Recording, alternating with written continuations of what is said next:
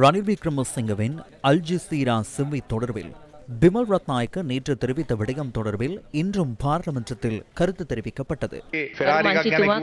நேற்று ஃபெராரி தொடர்பில் கூறினார். ஃபெராரி விபத்துக்குள்ளாகியது என்றார். ஃபெராரியின் அறிக்கை உள்ளது, இமாம் அறிக்கை, அடுத்தது அல்விஸ் அறிக்கை. விசேடமாக அது சபையில் முன்வைக்கப்படவில்லை. அடுத்ததாக பட்டலந்தை அறிக்கை. இந்த அறிக்கைகளை சமர்ப்பியுங்கள். இது உங்களின் விடயம் அல்ல, அது முன்னே அரசாங்கங்கள் செய்ய வேண்டிய விடயம். அதனால் அந்த அறிக்கைகளை சமர்ப்பியுங்கள். நானும் பட்டலந்தை அறிக்கை தொடர்பில் அல் ஜசீராவில் பார்த்தேன். அதில் நல்லதும் உள்ளது, கெட்டதும் உள்ளது. அது ஃபெராரி விபத்து இல்லை. நீங்கள் அங்கிருந்தால் எவ்வாறான விபத்து இடம்பெற்றிருக்குமோ தெரியவில்லை, எவ்வாறு முடிந்திருக்குமோ தெரியாது. இருப்பினும் ரணில் விக்ரமசிங்கவுக்கு ஏற்பட்ட குழப்பத்தினாலேயே அவ்வாறு இடம்பெற்றது.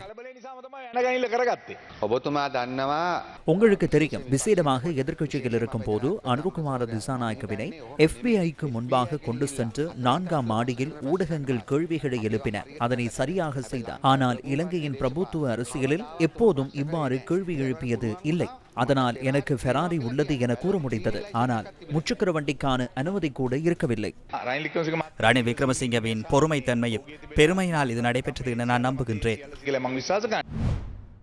தேசிய மக்கள் சக்தியின் பாராளுமன்ற உறுப்பினர் மயில்வாகனம் ஜெகதீஸ்வரன் இன்று வவுனியாவில் ஊடக சந்திப்பொன்றை ஏற்பாடு செய்திருந்தார். உங்களுக்கு தெரியும், கடந்த அல் ஜசீரா தொலைக்காட்சி நிறுவனத்தின் ஊடாக கடந்த கால ஜனாதிபதி அவர்கள் ரணில் விக்ரமசிங்கே அவர்கள் பேட்டி காணப்பட்டார். அப்போது அவருடைய மண்டவாளங்கள் அனைத்தும், அவருடைய தவறுகள் அனைத்தும் அங்கு சுட்டிக்காட்டப்பட்டது.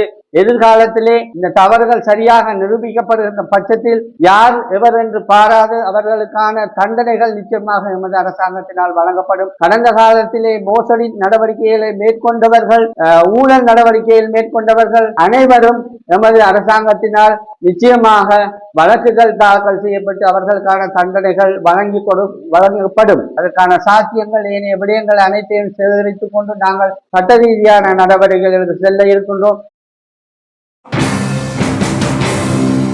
ரணில் விக்ரமசிங்கவின் நேர்காணல் தொடர்பில் ஐக்கிய மக்கள் சக்தியின் பாராளுமன்ற உறுப்பினர் SM மரிகா கருத்து தெரிவித்தார்.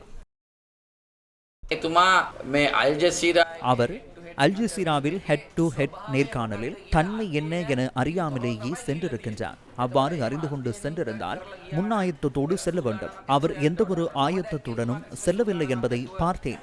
அவர் மற்றவர்களுடன் சாதாரணமாக மரண வீடுகளில் சந்தித்து கதைப்பதை எடிட் செய்து போடும் போது, தகாத வேலைகளை செய்யும் போது அவருக்கு நல்லது. அவரது ஊடக நேர்காணலை எடிட் செய்து போடும் போது அவருக்கு வலிக்கிறது. ஊடகம் எப்படி என்றாலும் நேர்காணல் ஒன்றை ஒளிப்பதிவு செய்தால் எடிட் செய்துதான் ஒளிபரப்பும்.